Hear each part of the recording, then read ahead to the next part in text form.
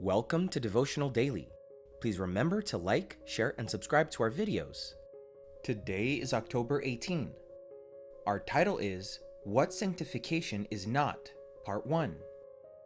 If we say that we have no sin, we deceive ourselves, and the truth is not in us. 1 John 1:8.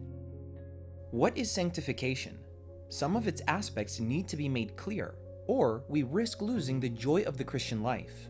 Biblical sanctification involves two positive aspects. First, the separation of the believer for God's purposes.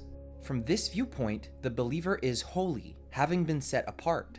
Second, a continuous process of growth begins, not towards sanctification, but in sanctification. On the other hand, we must understand what sanctification is not. First, it does not involve absolute sinlessness.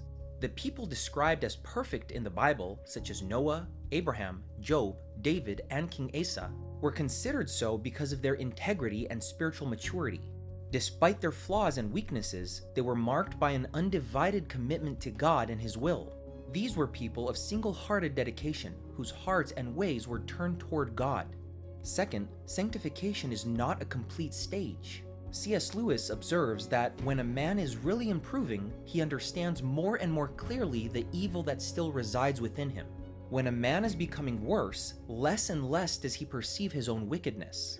Or, as Ellen White writes, those who have the deepest experience in the things of God are farthest removed from pride and self-exaltation. The fact that we plant flowers and vegetables does not mean we no longer have to worry about our garden.